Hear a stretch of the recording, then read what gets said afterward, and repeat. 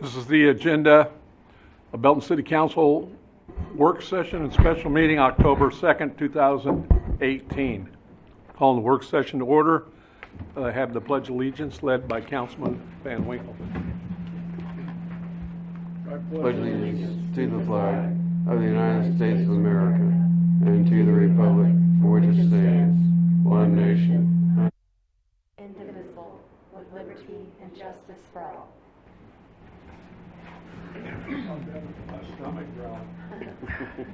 Then we have the roll call. Mayor Davis, Here. Councilman Savage, Here. Councilman Lathrop, Here. Councilman Trutzel, Here. Councilman Van Winkle, Here. Councilman Fletcher, Here. Councilman Fenn, Councilwoman Davidson, here, Councilwoman Peak, here. Councilman Finn plans on being here immediately, Thank you. so I expect him any second. Okay, items for review and discussion. A, cottages of Belton erosion. Yes, thank you, Mr. Mayor and council members. Wanted to bring this to the council tonight, and as you'll recall, we've brought this item to you in executive session a couple of times, talked about stormwater issues that we have within the community.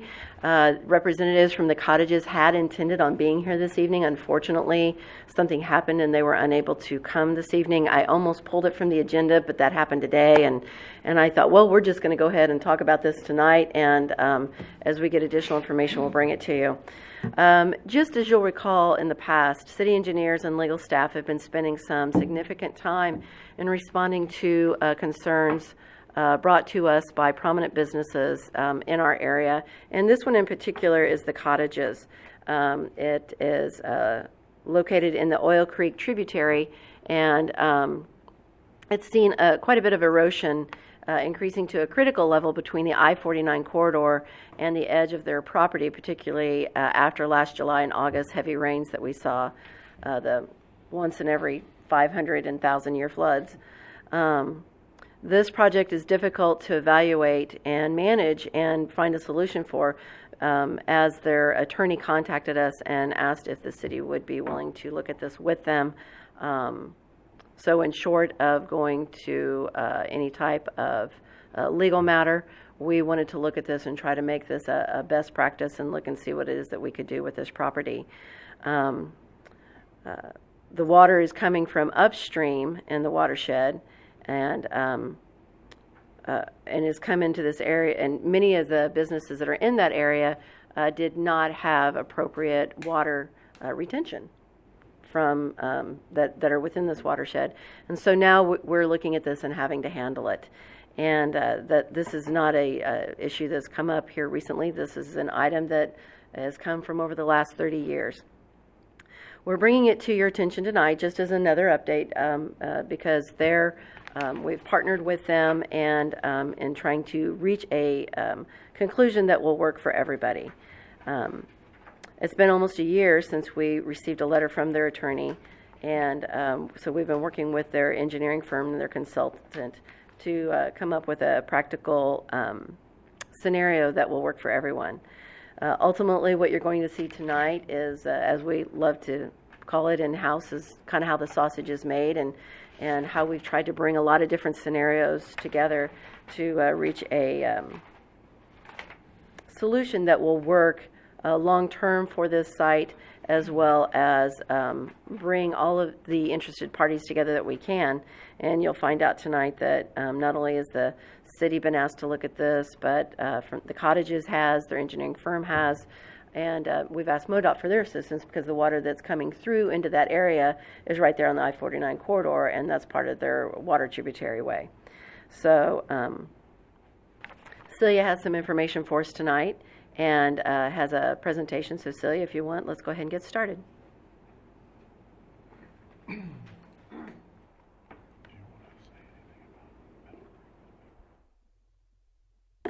It worked. Good evening, Mayor and Council members. As City Manager Alexa mentioned, that I'm going to talk to you a little bit more about the specifics of the Cottages of Belton Stream Bank Erosion Project. A little background on this, and first I want to try to get you oriented. I know the map on the presentation is small, but I did put one at your desk, and so looking at the outline in yellow, that is the Cottages of Belton area. And then if you see the little blue line starting, it runs north-south, that's the stream that starts just south of 173rd Street and the railroad tracks, and it drains up through past North Avenue, all the way to I-49, where it goes under I-49 in the outer road. It drains into that little tributary of Oil Creek next to the cottages, and then it goes north into Springdale Lake, which you can kind of see by the shaded area, and then into Oil Creek. The pink area is the entire drainage basin that goes to the cottages, or to Springdale Lake, and the pink portion on the south side of I-49 is the drainage area that goes specifically to the tributary we're talking about, and that's about 250 acres. So it drains a large portion of Belton. Over time, we've had significant stream bank erosion along this tributary, and it was really evidenced back in 2017 with the 2 back-to-back storms. And at that time, cottages, as was mentioned, cottages hired an attorney and retained Dubois consultants for evaluation and recommendations. So if anyone has any questions about the project extent or the location or the map, I'd be happy to clarify any of those. Okay. Who's responsible for this drainage coming underneath I-49? Is that us or? It's all of our water that goes there with a little portion of the MoDOT drainage So I'm area just saying, too. is MoDOT responsible or accountable for anything at all? And I'll talk a little bit more about their participation, but with their outfall, they don't have any ripraps, and then when the water comes out of their culvert, you know, there's nothing to slow it down, so we're asking them to participate and put in riprap apron to their right-of-way line.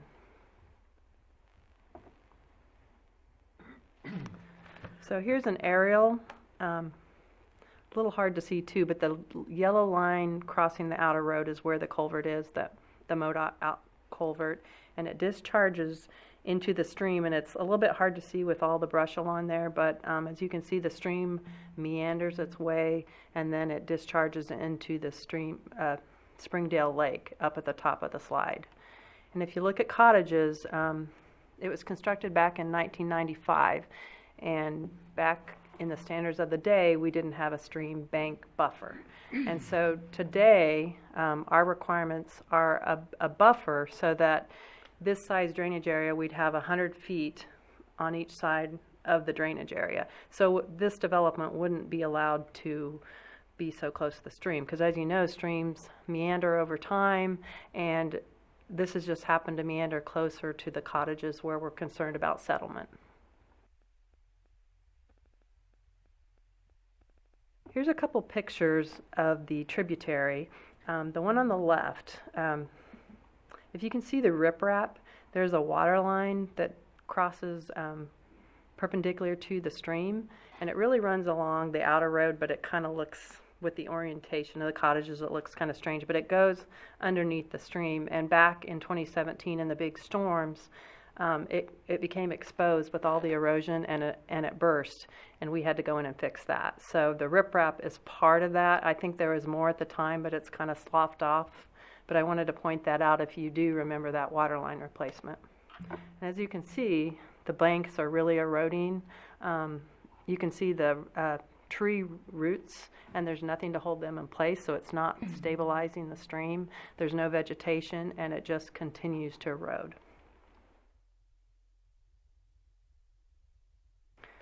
Here's a picture on the left of the MoDOT outfall. I think it's an 8x6 concrete, reinforced concrete box.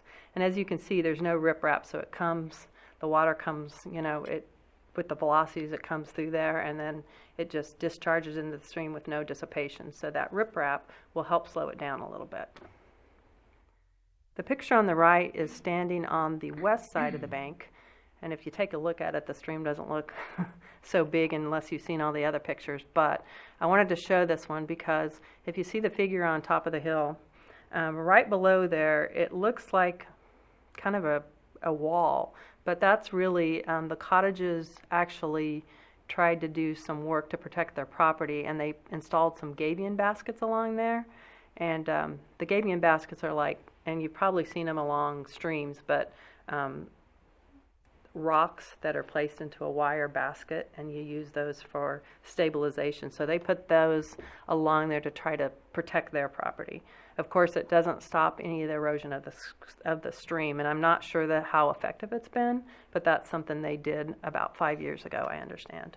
Celia, we do the same thing, I believe, down on South Park, just past Cleveland. Is that right? Where we have those baskets? If you go The across. drainage of the lake. So are we saying that's not right by the lake? Correct. Is that a bad thing, then? No, it can be used in application. This one, it was placed so far away, it protects their property, but it doesn't protect the erosion of the stream as it gets closer and closer. And I'm not sure what length they put along there. I think they only put it along a portion of their property. So it can be used depending on the conditions. So Dubois, we've met with them a number of times, and they looked at two solutions. One would be the riprap option, and the other would be a sheet pile wall.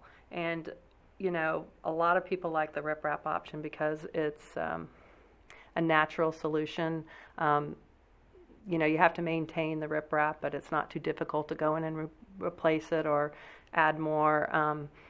But that requires you to be able to slope back the stream bank. And so that you can stabilize it, and then you vegetate along there. Well, in this case, because the cottage is about 15 feet from the stream in certain areas, maybe even 10 feet, we don't have the room to slope back the stream bank. So Dubois is recommending a sheet pile wall, and that would be placed on the east side of the bank. They don't know the extent yet. They're in the process of surveying and doing geotechnical work to determine the type of soil conditions we have, the depth of the rock. So those will all be dependent on the design, but that's kind of the option that they're looking at and recommending. And then we would riprap on some of the west bank to protect that from the erosion, but there's not a lot going on there, so it would be minimal. And then, as I mentioned before, MoDOT would add the riprap apron at the outfall to their right-of-way line. And we'd probably have them just go ahead and do that, before we start the project. Excuse me. What is the elevation? What have you got? What kind of a slope can you get from the cottages down to the base? Can you get a 1-to-1? Tell me what you can get. I don't have the exact one, but 1-to-1, it wouldn't be stable if we did that. I'm asking you a question, what you can get. I haven't designed it. It depends on the surveying. Okay. We need to find that out, and there is a reason for that. I'm sure you will look at it too. Mm-hmm. If you go ahead and do a grouted riprap and you go down into the base, I don't remember the number of feet, but down into the bank, down into the base, probably 3 feet or so, you can get it by with a lot steeper. And we've done a lot of that over in the Olathe region. It was at least a 1-to-1. I'd say no more than a 1-to-1, but I'd say a 1-to-1. And I think your statement was correct in expense when you go looking at that sheet pile, and that's a pretty fancy sheet pile they're looking at right there. I think that's that's not steel, is it? Isn't that a decorative type sheet pile? This one's concrete, but Dubois was recommending concrete. vinyl, or there's a composite, synthetic. Well, that it they're would at least recommending. be worth weighing out and taking a look at, and until you get those elevations, Right. it's kind of hard to say that there's not enough room. I'm saying, in my mind at least, it ought to Right. be looked at. They based it on drawings, so they have to go survey it to see exactly where it is. Right. The other situation, we had to meet with the Corps because the Corps of Engineers regulates any work we do in the stream. So if we get into the stream bank, then they require a nationwide permit, and we have a lot of restrictions. They don't really like the grouted riprap option. So there's a lot of considerations of that. We're trying to stay out of Corps, because once the Corps gets involved, it's a lot of permitting and regulatory review. But of course, we want to go with the most cost-effective option. So once we get the survey, we'll talk about that again. But Dubois, based on the preliminary evaluation they've done doesn't believe that they're able to do that with the riprap. Well, and I understand that. I just make sure you, in my mind, I'm making sure that you're thinking out there. And I would agree with the least amount that you can get the Corps involved and what have you. However, I think as a city, we have a little bit of ability to work something there too, so. Yeah, I know you'll continue to work on it. I just had that question. no. Elevation was the question. That was a good question, and we've been, Not really, We've- we didn't have an answer. Thank well, you. we pushed Yes. Dubois on that one, and we're like, no, we want riprap, and we kind of had a couple meetings going back and forth on that too. And we actually met the Corps out on the site, you know, to talk about it too, so we've done a little bit of preliminary, Sure.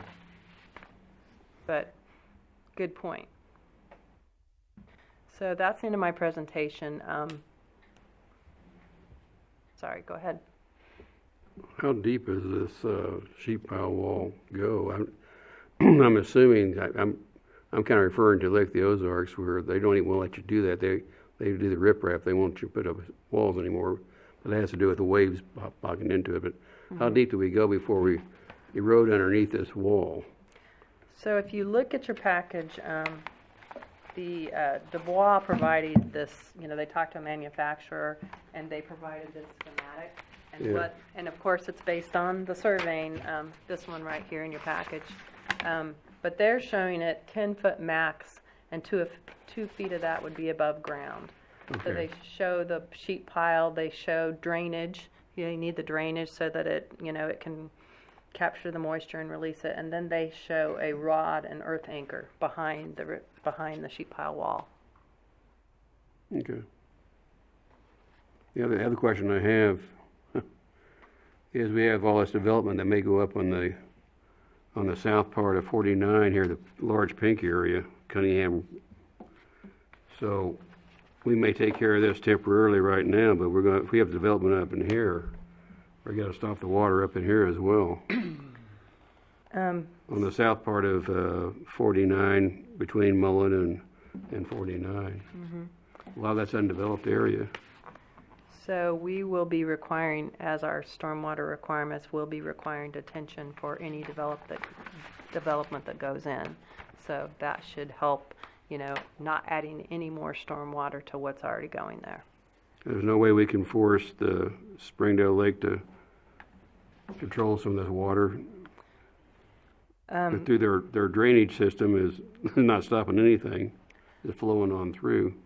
We just talked about that today, and the city engineer, Michael Christopher, he's been talking to them, and, you know, they have an erosion issue on the dam, and they're not detaining, so we're going to be working on that to, you know, see what we can do to work with them to start detaining and redesign it.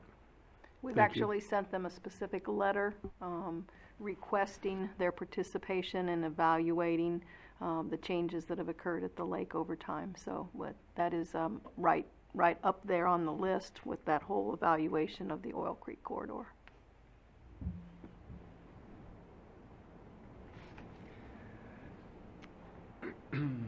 I did not know that the Meadow Creek water, that wasn't the problem at the cottages. I thought but it's across I-49 that's causing the problem.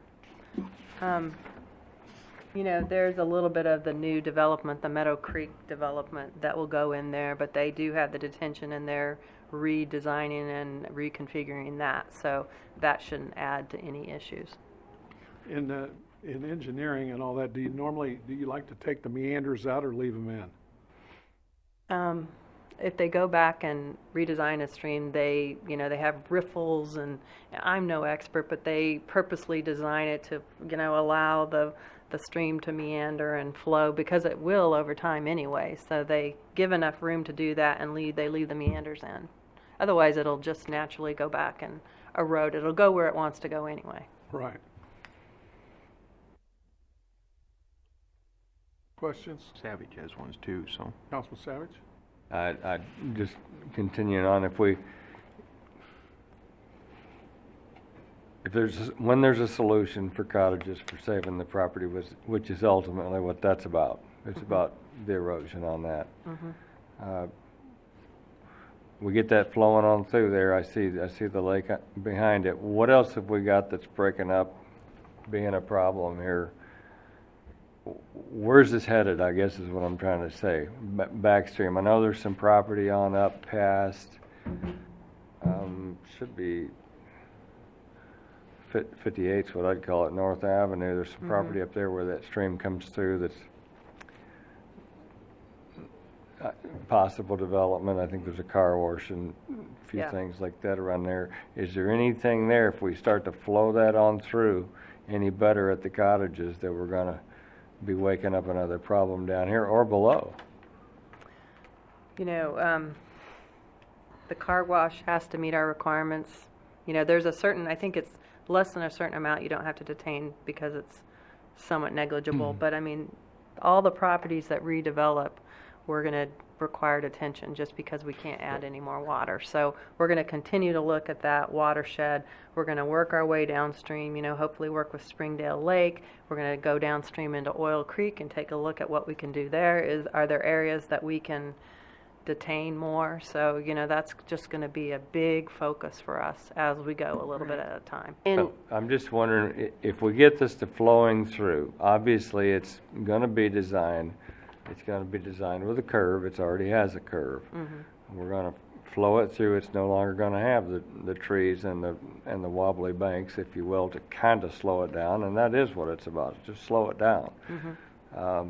That's going to shoot right on through there. Do you see anything right there that's going to be an immediate problem or begin an immediate problem upstream or downstream from this work? No. I don't either. No. I just want to see thoughts. Yeah. And if there were something up here in the development area of the car wash and such, I certainly don't want to lose developable property, but you know, we might have to look at a more of a detention in that area to start Right. to back this water up. Right. And Right, that's and- something we Or need to control look it. at. Right. Won't back it up, but it'd control it and slow it. Right. And in all actuality, looking at the bottom of where Powell Parkway goes in and could, in the future, run down and around past, back behind Cedar Tree, looking at the bottom there where the water line comes through, could be a natural low-lying area to be able to Yeah. put some type of a holding area. So, And, the cedar trees got some area back there that's undeveloped still, correct? Correct. So we should be able to, yeah, well, you're thinking about it. That's what I wanted to know. Thank you. Right. And the Fairfield Inn, they actually, you know, they're right next to that stream, and they actually detain their area and at a lot of the other properties along there too. So they've It'll improve served us some. a big benefit Yeah. there. So that'll help too. So every little step helps. How many pipes did they put that, I saw them walk through those, they're that big, there's like 8 across. Yeah. It's There's- just, it's like a football field. Right. And I think they're 48 inch. So they're these big, I long saw people pipes. walking through them, Yeah. it was Yep. insane. Yeah. So really what they're gaining here, or what we're gaining, or what we're after here is simply erosion control. There is nothing else. There's nothing else that's gained of this erosion control. Right. All right. And- How much are they willing to kick into this, or do we know yet? Don't really know yet, and we've had a lot of conversations with them about the cost of the project, depending on what it is that we do. And they, of course, you know, want to be able to share that with the city. And until we know better the numbers, we don't know what that looks like, and we will be bringing that to the council at a later date. Well, just need to continue to look. Again, as was said, now you wouldn't even be able to do it. I think there were some changes made just to get an extra building or so in there, and I don't know the details. I don't even want to claim that I do, but as they ease that out, it's like, you know, a little bit of consideration's got to be given that you may have, and I understand with the wire, was it gabion fence? I can't remember what it's Yeah, called the now. gaming baskets. But I understand that they've tried, and apparently it has been somewhat successful because it hasn't come beyond that yet. Has any of that tumbled yet? Not that I know of, but I think, you know, the big area, I think that's upstream of those gabion baskets. I So, know, I see. Okay. yeah. All right. But they did Well, thank- try. Yeah, they are, but they need, certainly, I believe they need to continue because I think they're definitely a big part of this Yeah. also, and I think probably knew it in the past to Yeah. some degree. Mhm. Thank you. Thank you. Other questions? Councilman Lathrop? Well, this stream that comes down on the north side of those cottages, I think that's the blue line there. Mm-hmm. Is that the one we're talking about? Putting some riprap on? Yes, so where it crosses, you see the blue line crossing 49, so right there, as soon as it crosses, partly to the Springdale Lake is the area we're talking about. Yeah. But the other leg of that runs up the other way, that's not a problem? Not that we're aware of. Okay. Because I used to go straight down through there, and when they put the cottages in, they rearranged the line there. And, you know, I'm sure they own that area behind there, so. Mm-hmm. I actually brought that up today. I said, I wonder, so Yeah. Well, right after we they may need to put go it out and look in, at that one too. We had a big rain, and the water forgot to turn. Nobody told it to make a right turn there, and it went Right. on down and caused a little problems. But Yeah. since then, I don't think there's been any. But we're talking about the last little Yes. like there. Yes. Okay. And also, when they put that in, they were supposed to have Springdale Lake dug out deeper, and they hauled off very few loads. So they didn't do exactly what they were supposed to do there. Mm-hmm. And So- then Springdale put the big culverts in, which gives a problem on down the road. Right. And so that's what one of those we'll be tackling. We started to, but we're not there yet. But this stream that goes under the highway, after it clears the highway section, is that city property there? No, it's actually cottages.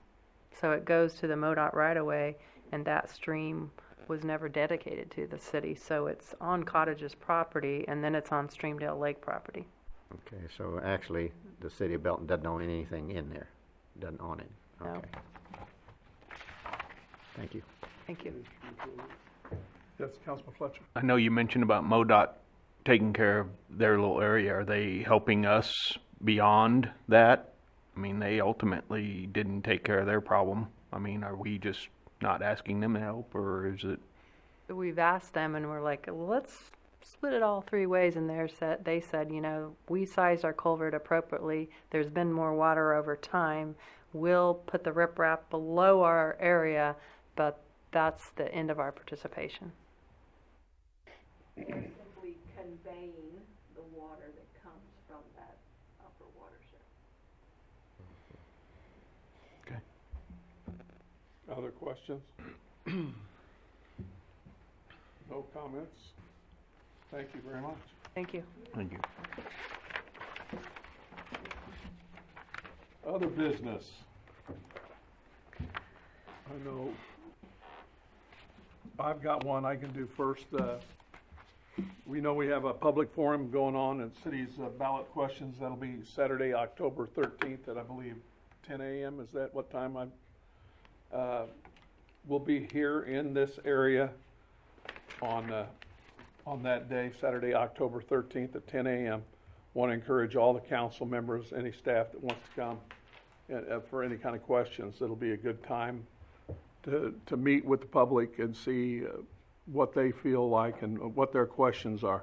These neighborhood meetings that we're having, we're really getting a lot of great questions, and that really helps relieve a lot of the angst that the public has in understanding why we need the half-cent sales tax. So, and the other ballot questions. We have several others on that too. I say several, what is it, 3 others? Mm-hmm. There's 3 other questions regarding the charter.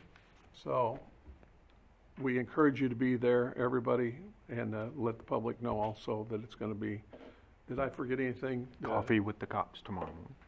Oh, golly, good point. We're meeting with police at what time? 8 to 10, right? 8 to 10, Chief? We will be participating in the National Coffee with Cop program tomorrow. We'll have officers from 8 to 10 at Hy-Vee and Price Chopper, Panera Bread, Neater's Bakery, and Cracker Barrel.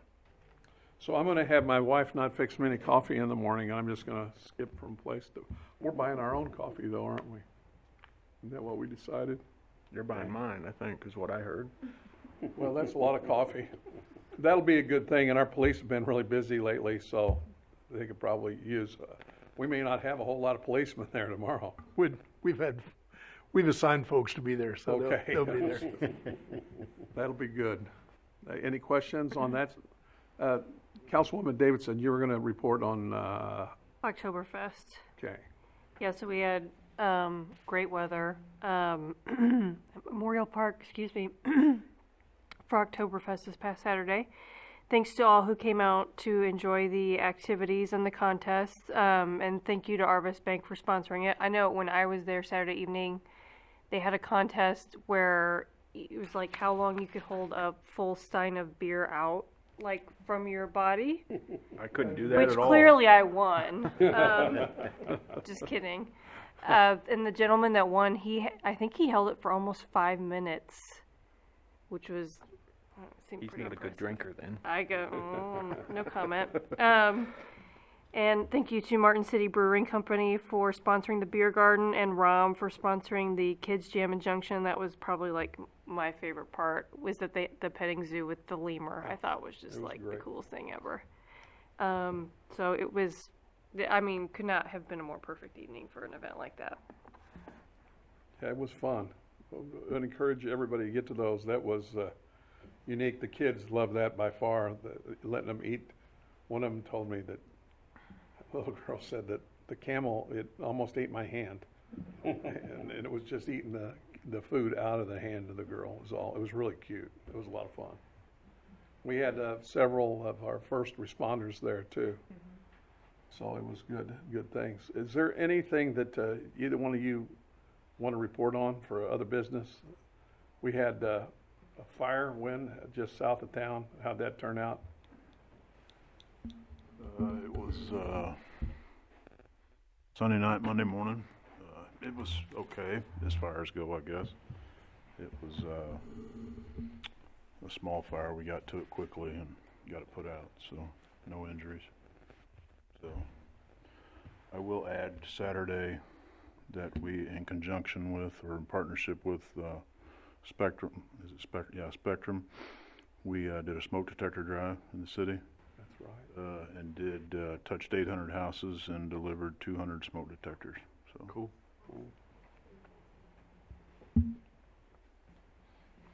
And let's segue off of that then is we had an early morning, Chief, we had an early morning, 9 o'clock neighborhood meeting on Saturday morning. And then we had the event at Fire Station number 1, and that was raising money for the lights.